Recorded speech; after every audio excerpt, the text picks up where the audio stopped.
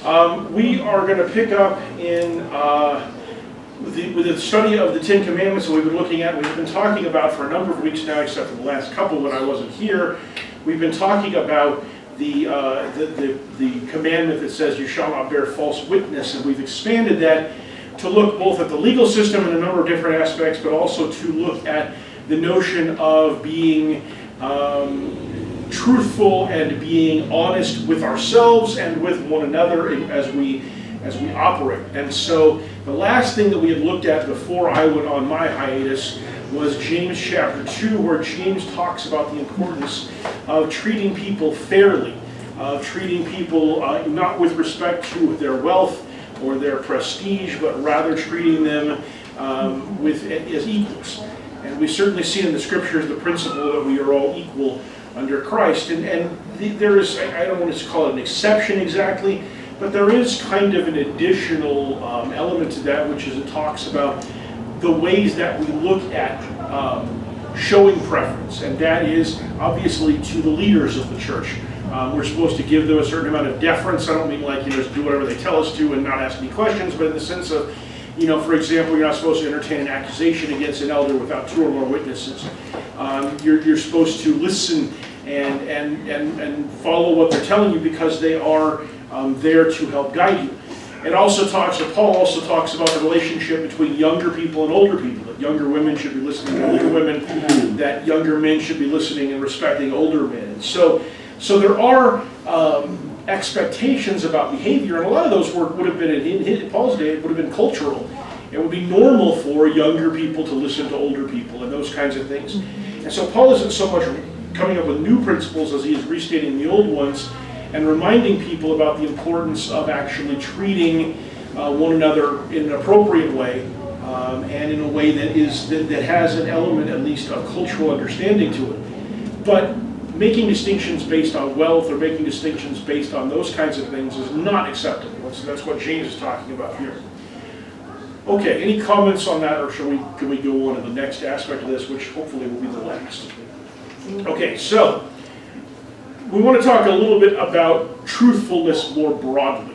We have talked about honesty in the legal system and about honesty in our governmental systems. We want to talk a little bit more about how we are honest with one another. And so in Numbers chapter 30, Moses, presumably having gotten a command from God, spoke to the heads of the tribes of the sons of Israel, and he said, "This is the word which the Lord has commanded.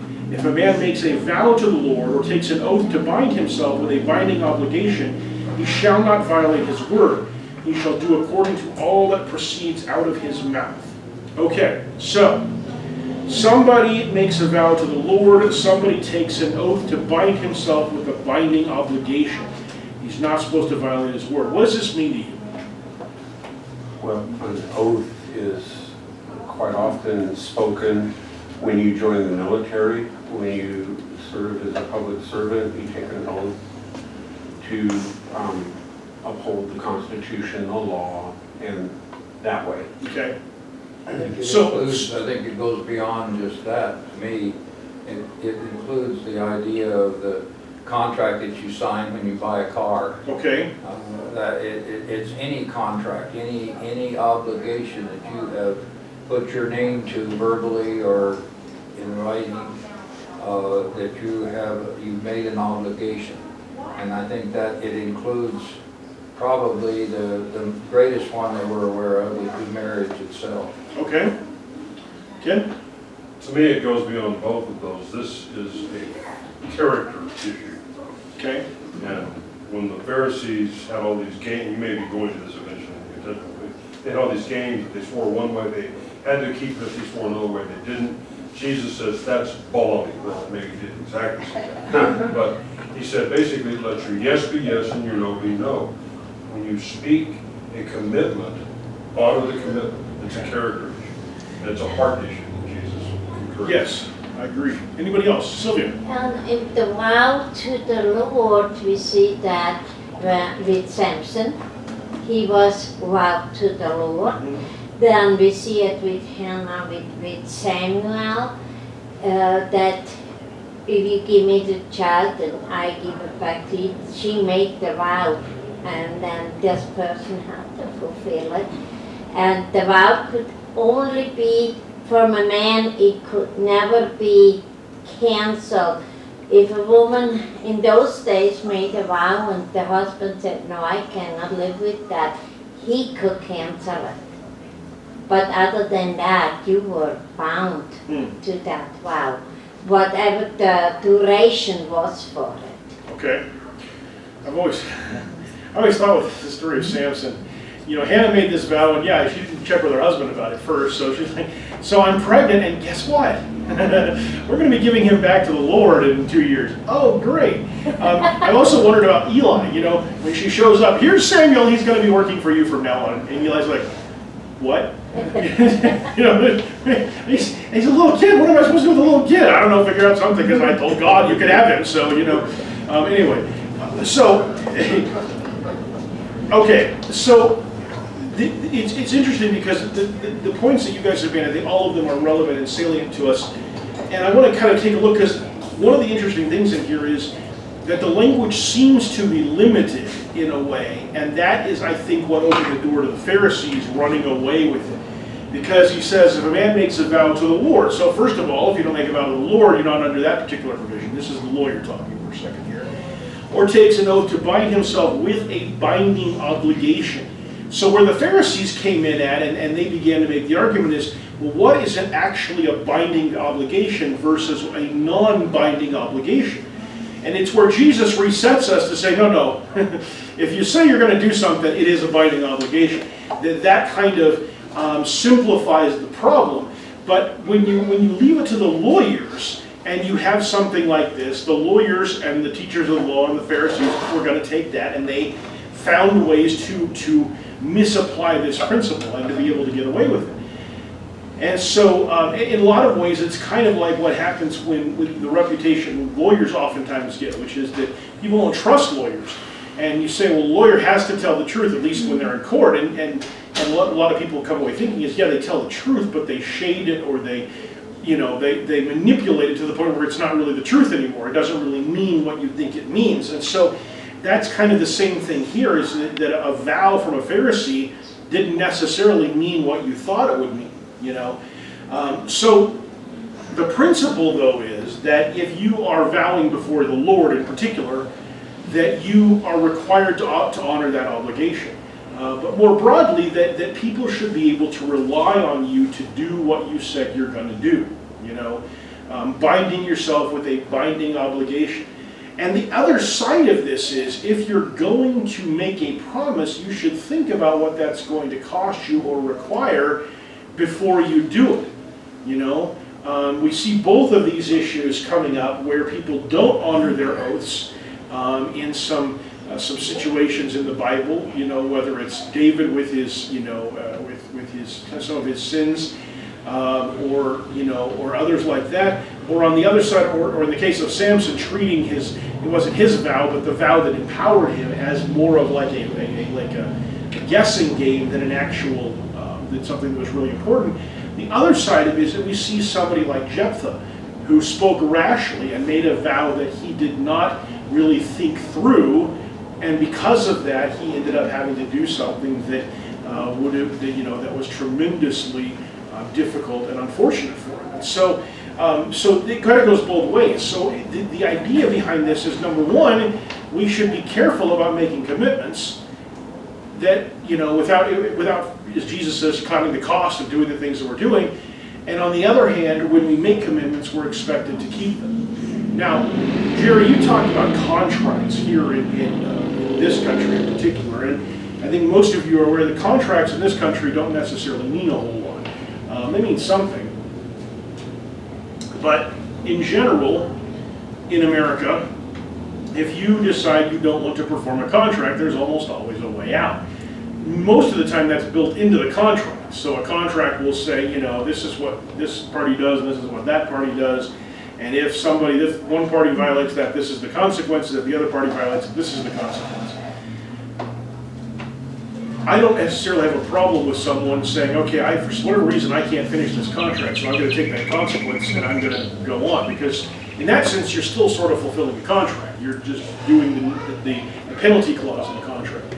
What becomes more problematic is that very rarely do people want to do it that way. They're not going to be like, oh yeah, I'll go ahead and take that on. So what happens is it turns into lawsuits, and the person who didn't do their part of the contract has reasons why they didn't do it, and issues and whatever else, and ultimately there's usually settlements that are reached. But the simple fact is that a contract today is somewhat of a flaky thing. If it's not written down, it can be hard to prove. Even if it is written down, it can be hard to execute. It's challenging because we don't necessarily put a real high stock in what we say and in performing the things that we do. We're used to the idea of giving excuses. We're used to the idea of living in a world in which everyone from our government down to our friends says they'll do one thing and then does something different. And so when you live in a world like that, it's easy to start thinking, well, why should I do what I'm supposed to do? Jerry? Your question though was, what did this mean? Yeah. And that, to me, if I sign a contract that says X, I'm expected by God to do X. Yeah. Right. I mean, no matter if there's a clause in there that says I can get out of it, my contract is to do X. And that, to me, that's what it's saying. Is that if you say yes, then God expects you to execute. Yeah, I would agree. I think there's an expectation on God's part that when we say we're going to do something, I think it's important for us to realize that it isn't just about contracts, though. This is about anything that we say we're going to do. And I don't mean that you were saying that. I think sometimes we think in terms of if there's the formality of it, then that's when I've got to do something. And that was the Pharisaical kind of thinking. But the Christian kind of thinking is, as Jesus says, when you say yes, then you need to do it. You need to carry out what you're saying. And that includes, things that we say to our children, although for most of us that's no longer a particularly relevant concern. But, not entirely, but particularly for little kids, it includes things that we say to our fellow Christians. It includes things that we say to people outside of the church, that we need to keep our word. And there are definitely situations that can arise where something can happen that you simply can't do what you said you were going to do. But my experience and observation has been that most of the time those situations arise because you prioritize things differently, and suddenly you no longer have the resources, whether it's time or money or whatever, to do the thing that you said you were going to do because you chose to do other things instead. And then suddenly you're like, well, I don't have time to do that. It's not my fault. I didn't have time to do that. Well, what did you do with your time? I don't have the money to pay for that. Well, what did you do with your money? And so while there are situations that can cause those kinds of problems, the danger isn't thinking that any situation that comes along, whether we caused it or something else did, is an excuse to not have to honor what we've said. And so when we make promises, when we give oaths or we say we're going to do something, there's an expectation that we prioritize that thing as something that we are going to do, and not allow other priorities or create other priorities after it. And that was another aspect. We're going to get to that in just a second here. Any more comments on this passage? We're going to switch over and talk about what Jesus said in just a second here. Okay, so Jesus, talking about this particular issue, says, again, this is Matthew chapter 5, again you have heard that the ancients were told, you shall not make false vows, but you shall fulfill your vows to the Lord. But I say to you, make no oath at all, either by heaven, for it is the throne of God, or by the earth, for it is the footstool of his feet, or by Jerusalem, for it is the city of the great king. Nor shall you make an oath by your head, for you cannot make one hair white or black.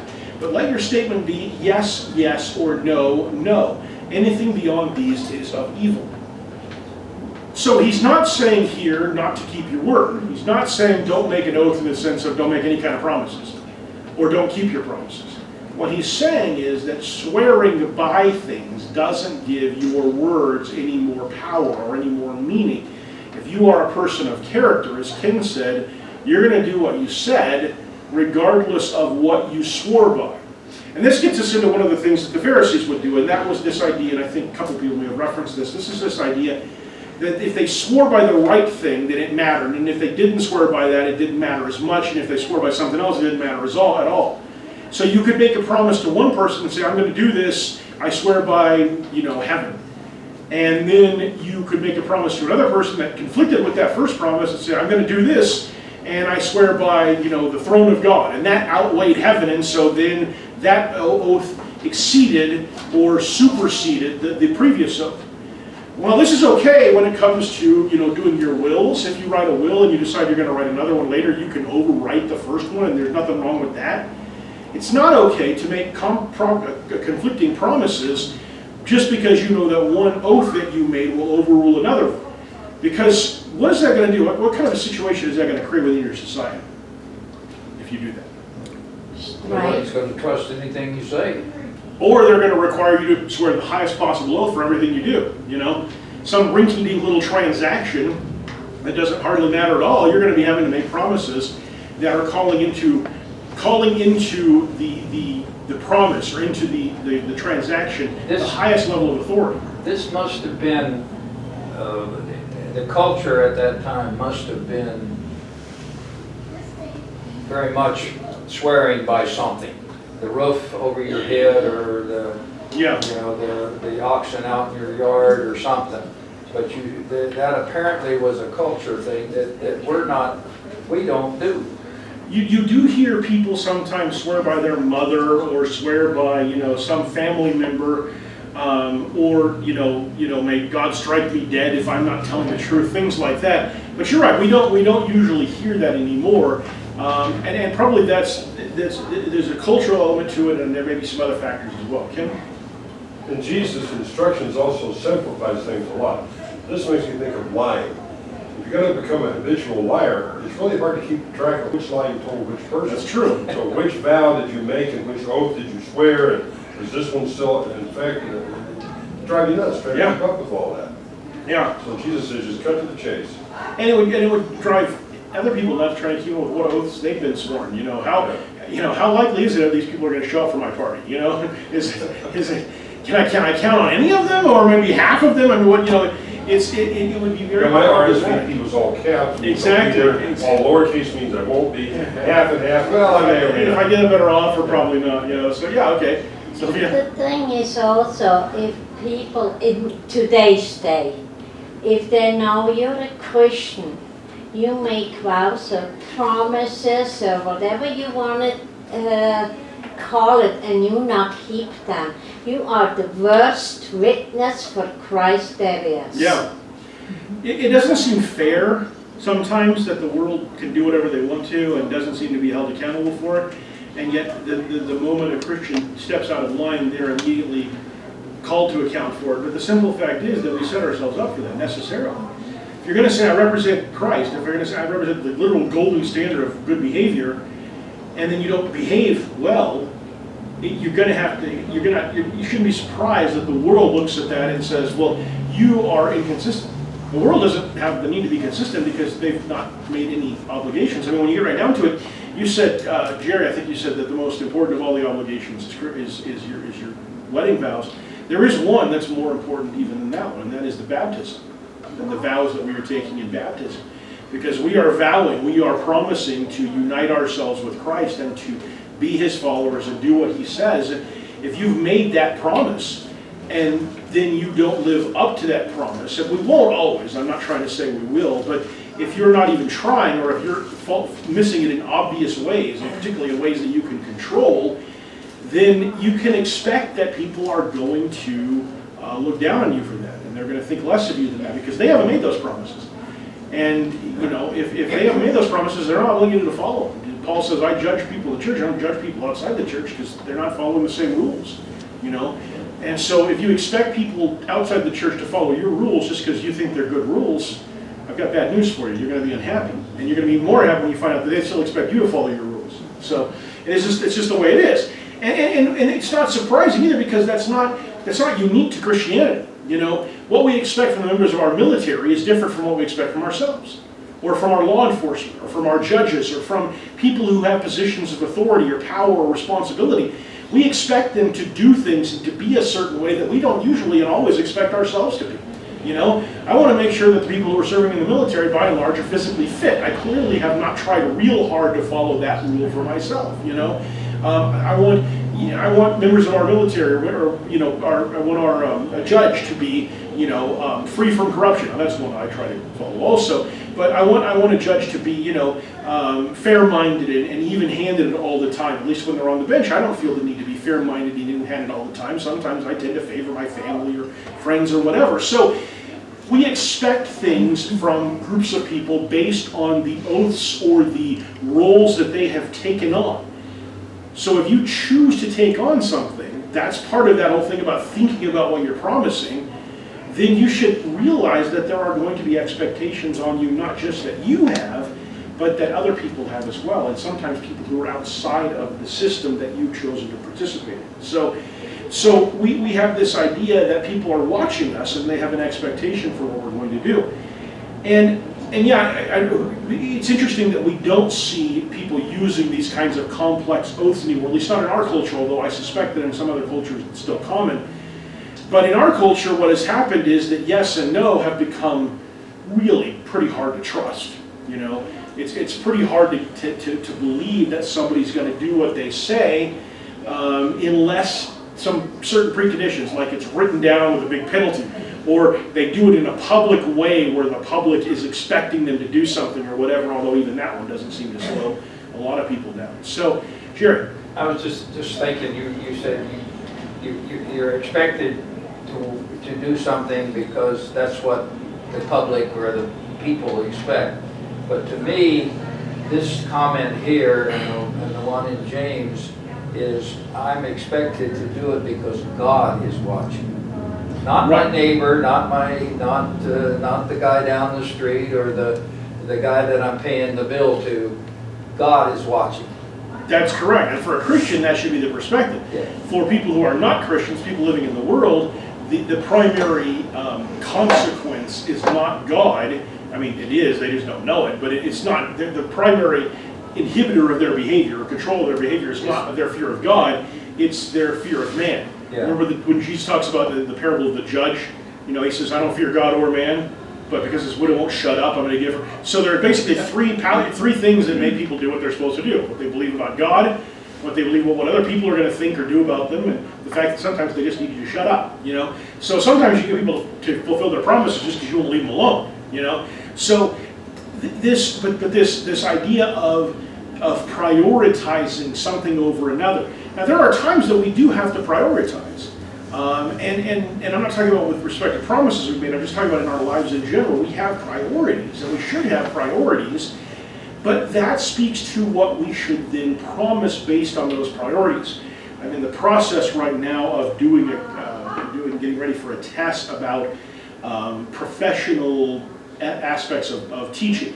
Not professionalism so much as understanding how some of those things work. And one of the things that's interesting is I keep getting questions, and the easiest questions of all, because they're like, what's the first thing you need to do when you're going to do this? And it's always either find out what everybody's role is, or find out what you're trying to do big picture.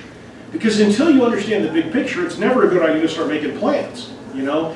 So if you understand your priorities, that should inform what we say we will do, you know? If we are Christians and we're placing God first, then taking on a role or making a promise or you know, making an oath that is going to bind our time and our attention, or perhaps even calling us to do things that are ungodly, is something we better think long and hard about, because it would at least appear that we are deliberately or intentionally or at least willingly creating a contradiction or a potential conflict between the thing that we've promised to God and the thing that we're now saying we're going to do for something else. That's one of the reasons why I think that there are certain professions that make it very, very difficult to be a Christian. Although very few people run into this one, a professional sports athlete or professional entertainer, people who are on the road a lot, people who are around fans a lot, who are adoring them without any real regard to morality or ethics, that's a very dangerous place to be. Frankly, I think, and I'm not saying you shouldn't do this, but I think it's very difficult to be in the military and maintain your Christianity, because you're typically going to be deployed away. You are going to be surrounded by some very negative influences. And so, well, I think it's really important to have godly men and women in the service. I think that they need to be mindful of the difficulties involved in doing that. And so there's a number of different rules like that I think we have to be really careful about when we take those things on, because of the risk of conflicting. And, you know, more broadly, if you have committed to your family that you're going to spend a certain amount of time with them each week, and that you're going to have a family devotional or something like that one night of the week, you ought not be making commitments that are going to interfere with that, not deliberately. Your boss says you've got to stay late tonight because we've got to finish this up. Maybe you have to do that, if that's a irregular kind of a thing. But if it's a regular kind of thing, then you need to find a way to alter the first commitment. We need to be thinking about our priorities when it comes to how we make commitments and not simply say, oh yeah, I'll do that. Oh yeah, I'll do that. And not overselling ourselves either, because what happens if you make too many commitments? Even if you have enough, even if you haven't made it so that they overlap each other directly, what happens if you have too many commitments? You forget. Okay, you may forget. That certainly is a possibility, although my phone tells me. What else? Don't get any of them done. You don't get any of them done. What did you say, Steve? Burn out. You burn out. That's the real problem. You make too many commitments, and what happens is you start running out of gas. You don't have enough energy to get the things done that you need to get done, or to the extent that you do them in kind of a lackluster way because you're just working with what's left over. So we need to make sure that we have enough time to do the things that we promise to do. Jerry? I was just thinking of the age itself. When you get old enough, you just don't have the energy or the time or the awakeness to be able to accomplish what you wanted. It is true. As we get older, we lose. I mean, there's a lot of commercials about that. Yeah. Testosterone drug, the guys always talking about it. But we lose energy as we get older, and that's a reality, and that can be a hard truth for us to recognize that I can't do as much today as I could do 10 years ago, And sometimes it takes a few mistakes to realize, okay, maybe I need to back things off a little bit.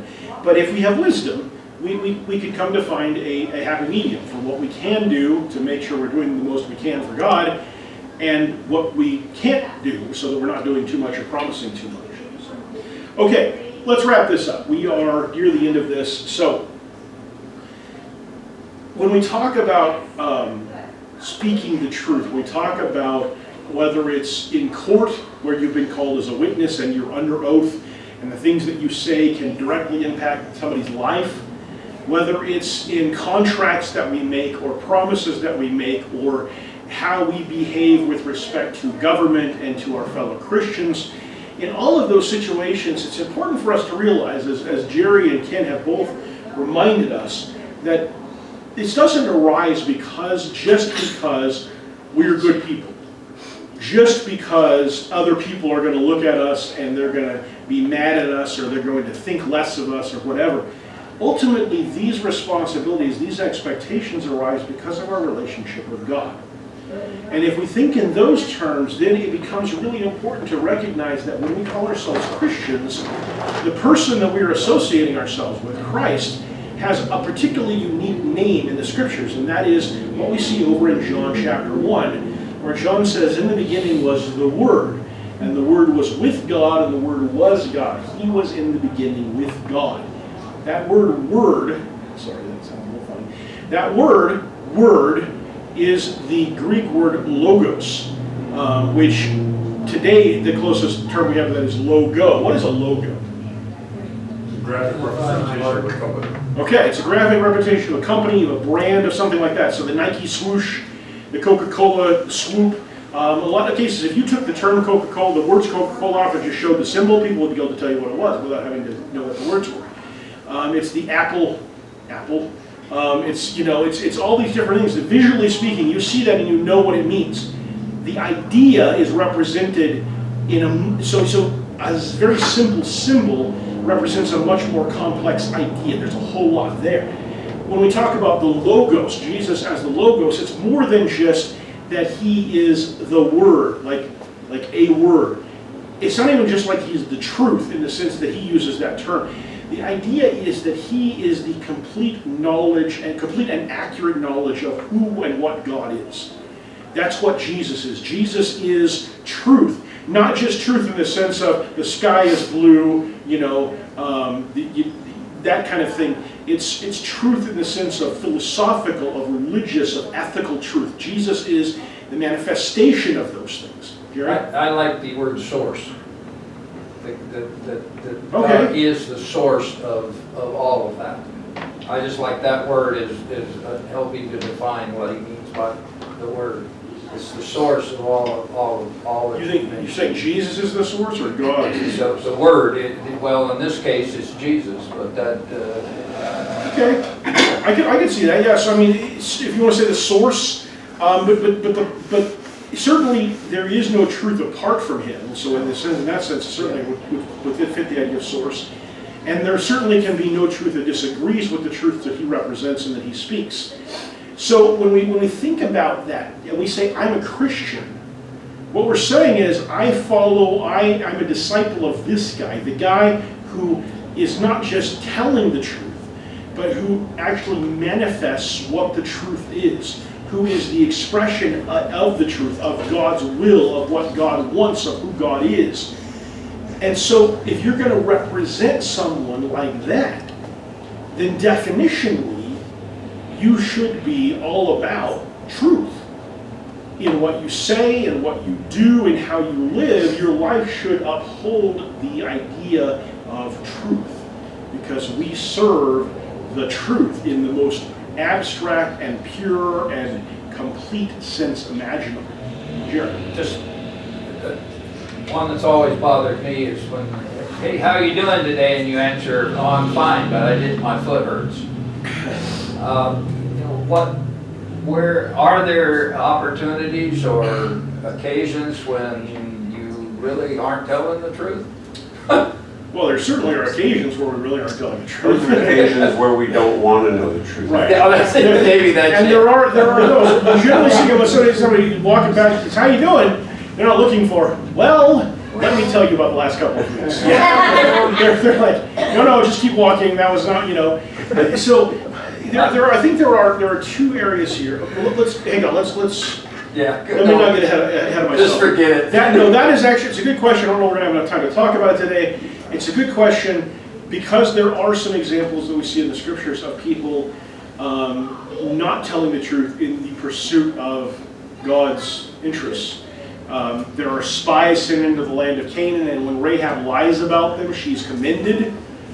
That's probably the most notable example. She actually lies to protect them, and she's commended by God for having done that, for having protected them, to the point where she is protected when the Israelites come into and she becomes fairly significant because she's in the lineage of Jesus. Even. So there are examples where we see that truth is a little flexible in certain specific situations, but in general, I think whenever we're tempted to start to say how this is one of those situations, the first question really is, who is it benefiting? Is it benefiting you, or is it benefiting God or somebody else? And if it's benefiting you, probably you're on shaky ground. So anyway, okay, let's go on though. So in the context of the same thing, Jesus is asked, about himself, and he says, I am the way, the truth, and the life. No one comes to the Father but through me. Now, the way and the life are two somewhat separate things, but they're all part of this idea of him being the complete manifestation of the Father's will. The way, the truth, and the life. And part of the reason you can't come to the Father except through Jesus is because you don't know how to get to the Father except as revealed by Jesus. He is the only answer for how to do this, and as much as we try to come up with some sort of an alternative that's more palatable to us as human beings, the simple fact is that the only answer is Jesus.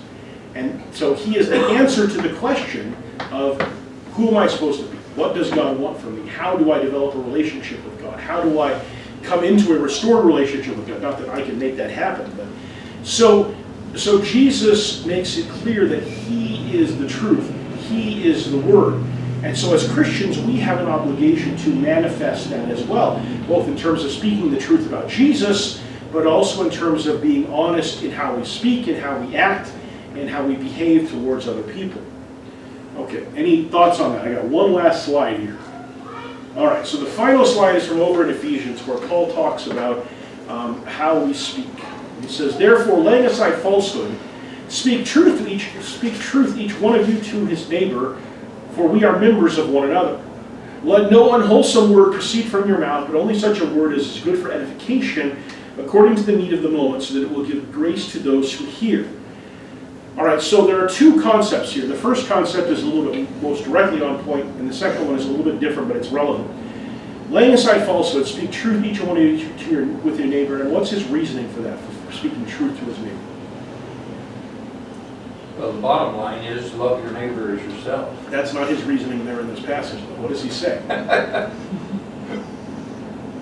Speak truth each one of you with his neighbor for... Members. Members of each other. Okay, what does that mean to you? What does that say? We're supposed to encourage each other. Yeah, definitely. Takes us into the second part of it, but why I want you to think about this, okay? What do we call the body of Christ, right? So what happens if part of your body is miscommunicating with the other part of your body? It doesn't work. Doesn't work, right? Okay? So if you're right now, one of the problems I'm having is I've got this pain. But the problem is that it seems to be an internal pain, which actually doesn't necessarily mean that where the pain is being felt at is where the problem is. Because your skin is pretty good about telling you exactly, pretty close to where the pain is. You know, if you prick your skin, your skin generally knows where it's happening. But inside, your nerves are not all quite that consistent. And so one of the concerns that they have in the emergency room is they're not entirely sure that the pain necessarily shows what the problem is. Because it's basically could be lying to me about where the actual problem is. If we're members of the same body and we are providing bad information to other members of the body, that is a dysfunctional body. That is a body that's not working correctly, and it's a body that's ripe for things to go very wrong because of the communication problem. Somehow the way you phrased that, the first thing I thought of was people who develop Alzheimer's. The brain can no longer tell the body what to do. Yeah. Total breakdown of communication, all functions go haywire. Yeah. Now, and that's a situation where maybe the information is being sent, but it's not being handled correctly.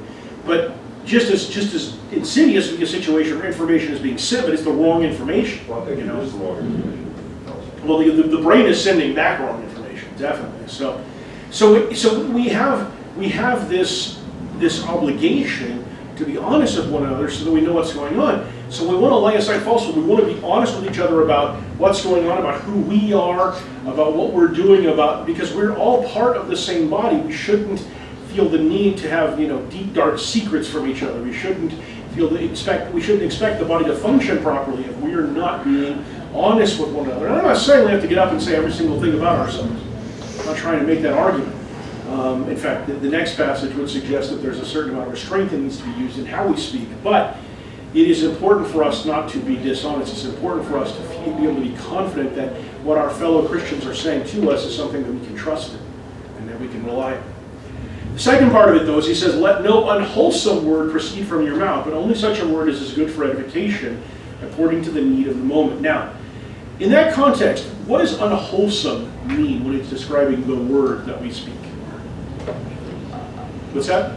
Tears down. Okay, not the truth would be one. What did you say? It tears down. Tearing down. Okay, words that tear down. Tearing Okay. down somebody, or Okay. Linda? I think if you're speaking out of anger with wrath, Okay. Speaking from anger, speaking in a destructive way. Okay, what else? Unforgiveness, speaking in an unforgiving way. Okay, what else? All of these are good. I'm not looking for a specific right answer. I'm just looking for us to kind of maximize our concepts here. Jared? I would include sarcasm in there likely as part of it, not, Oh, sure, that's a good idea. not the idea of sarcasm itself. I'm sorry. How it's received. Okay. I mean, we got that's sometimes something that we got to be careful of. That my joke may not be your joke. Yeah, okay, so there's another place where Paul talks about coarse joking. That's a little bit of a different thing. Coarse joking is where you're joking in a way that contains sexual or inappropriate kinds of things. But what you're talking about is the kind of joke, it may not be coarse, but it may be hurtful. It may be hurtful because it generalizes or it says something about someone or it makes fun of a situation that someone has been hurt by or something like that. Linda? Well, in the Old Testament, when it talks about seeking wisdom, they say that because if you're not, and you're speaking like that, it's destructive. Yeah. It affects people. So when we talk about unwholesomeness, a lot of times when I was younger, that was defined as either being dishonest or using, curse words. And certainly we shouldn't be doing those things. But ultimately, unwholesome talk is about a lot more than just dishonesty or bad language. Unwholesome talk is about talk, because notice what he says here, the easiest way to figure out what a word means in context is what is the contrast, or what does he say instead? So he says, no unwholesome word, instead make it so that it's good for edification, building people up according to the needs of the moment, so that it will give grace to those who hear. So when we speak, whether it's speaking the truth, whether it's speaking some word of edification, whether it's just talking about, an opinion or whatever else, we need to do it in a way that builds up rather than tears down. So, what does this say to us about how we tell the truth? Is it possible to tell the truth in an ungodly way? Yes. That's where Paul says, speaking the truth in love. Okay. Is supposed to be true. So if we speak the truth in an unloving way, if we speak the truth in a malicious way, or in a hurtful way, or in a way that doesn't take into account the need of the moment, it doesn't mean that we shouldn't necessarily speak the truth, but how we speak it matters. And sometimes when we speak it matters, and sometimes if it's just not important, it's okay, I think, to keep your mouth shut about it, Somebody shows up with a new hairstyle that you don't like, you don't have to tell them that.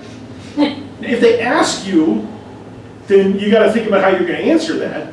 But Then you just say, it's different. Okay, so that would be an alternative, my personal, actually I'm not going to tell you my personal favorite word is to use, because then you'll know if I'm using them. But it is important, and just a side note here, that puts an obligation, or a reciprocal obligation on us. If you're going to ask for an opinion, then either want an honest opinion, or don't ask, okay? And ladies, I'll be honest, I'm talking to you more than I am to the guys in here, because the simple fact is that I have never had a guy in my entire life say, do these jeans make me look fat? I have never not had a girlfriend who didn't ask me that at some point or another. And I knew what the right answer was, what the correct answer that she wanted was in every single case, but it wasn't always true. So the thing is, if you ask for someone's opinion, if you ask for something, now that doesn't mean that because somebody asks for your opinion, you can be as rude as you want to in giving your opinion. There's still an obligation to speak the truth in love. But if we solicit an opinion, if we solicit a truth from someone, make sure you're okay with what that might be, Otherwise, I don't think we have an obligation to necessarily go around sharing our opinions with everybody all the time, especially if we know it's going to be hurtful or disruptive or whatever else. We are required to tell the truth when the truth is at issue. Somebody's up in the front like me saying something that's clearly wrong, somebody needs to correct it. One of you says something that's clearly wrong, it's my job or somebody else's job to correct that, because we don't want people getting misled. But in general, the truth is something that we can keep to ourselves unless people need to hear it. So And I think also it depends on what's the topic. If I hear somebody say something that is against God, that they Right. fine, and I'm not saying anything, oh yeah, he's just love. I love him right back into hell. So I think there is a difference, say it in love, but you have to stand to Right. God's And truth that's the say that situations- is not God's will or His Right. word. And that's the situations I'm talking about where we can't simply be quiet when somebody is saying something that is clearly contrary to God's will. We don't necessarily have to, but for example, if you're in a crowd of people and you know that most of them aren't Christians, you don't have to start yelling at them about how they're not Christians and they're all going to hell. No. That the truth, probably, but it isn't something that's going to be productive in any meaningful way. So we need to remember, and this is the last thing I'll say on this, we need to remember that our speech is among, if not the most powerful tool that we have. Especially in our modern society where physical might is no longer nearly as critical as it was in ancient times. Our words are the most powerful tool that most of us have. And they have the power to cause destructive impacts far beyond almost anything else you can do. Short of, killing somebody or maiming somebody, the things that you say can be carried with people. So we have to be careful about what we say. We need to make sure it's the truth. We also need to make sure that we're saying it in a way that's loving and productive. Steve? James chapter 3, just read that, you'll get the whole message. Exactly about right. How dangerous your Yeah. speech can be. And how powerful the tongue is. Yep. Yeah. Okay, that's it. Thank you guys. Next week we will move on to the final of the 10 Commandments.